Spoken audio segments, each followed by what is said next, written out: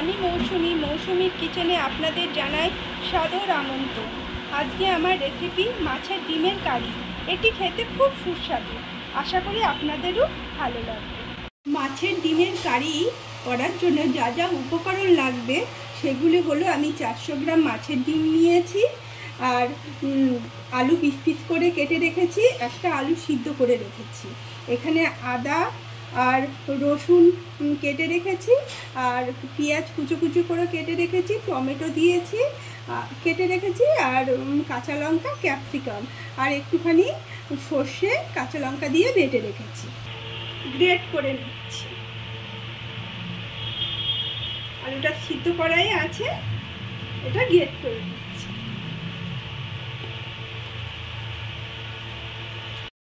একটু প্রথমে হলুদ দিয়ে দিলাম, তারপর লবণ দিয়ে দিচ্ছি পরিমাণ মতো,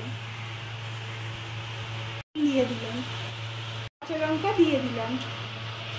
এবার এটাকে ভালো করে মেখে নিতে হবে, একটু শক্ত করে রাখতে হবে যাতে বড়াগুলো ভাজা হয়।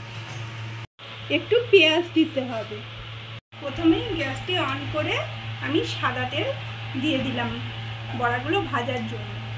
গরম হয়ে গেলে আমি বড়াগুলো একটা একটা করে দেব, দিয়ে ভালো করে ভেজে নেব।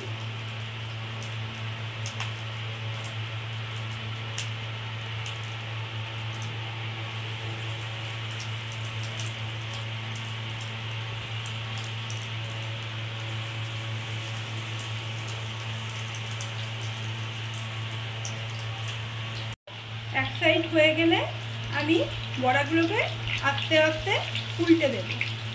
প্রত্যেকটা বড়ায় এভাবে আস্তে আস্তে আমি উল্টে দেব।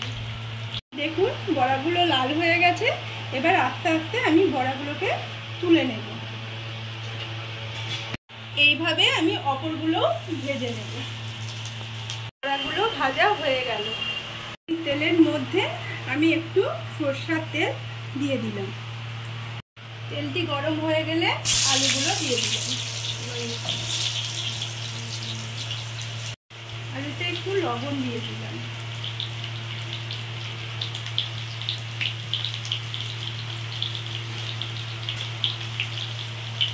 একটু হলুদ দিয়ে দিলাম। এবার ভালো করে আলুটা ভেজে নিচ্ছি।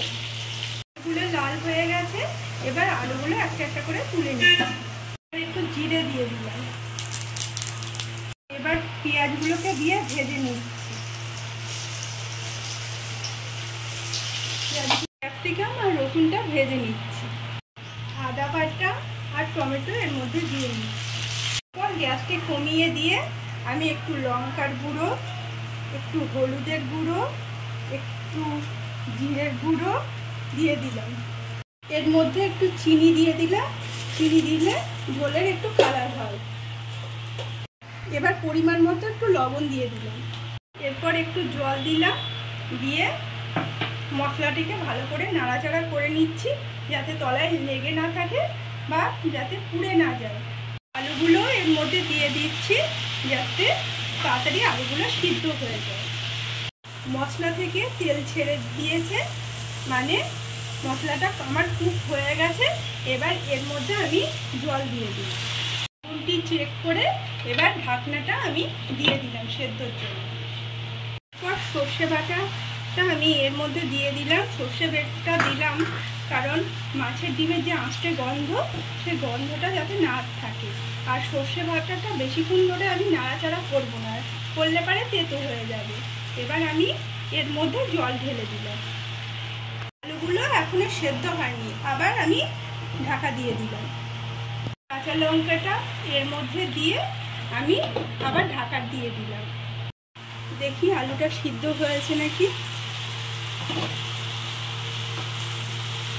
হ্যাঁ, আলুটা পুরো সিদ্ধ হয়ে গেছে। এবার আমি এর মধ্যে মাছের ডিমগুলো দিয়ে দেব, দিয়ে একটু নাড়াচাড়া করে জল দিয়ে দেব। একটু নাড়াচাড়া করবো, দিয়ে জল দিয়ে দেব।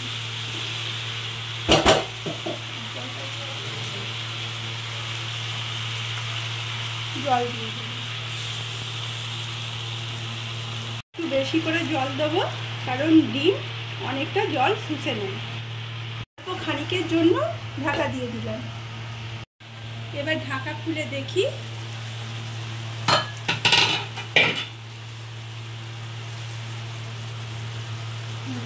আমাদের মাছের ডিমের বড়া আজকে রেডি।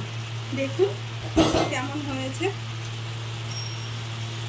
যদি এই রেসিপিটি ভালো লেগে থাকে তাহলে আমার চ্যানেলের পাশে থাকবেন, লাইক করবেন, কমেন্ট, শেয়ার ও সাবস্ক্রাইব করবেন, যাতে আমার ভিডিওটা আপনাদের কাছে খুব তাড়াতাড়ি পৌঁছে যায়। তাহলে আজকের মতো আসি, টাটা।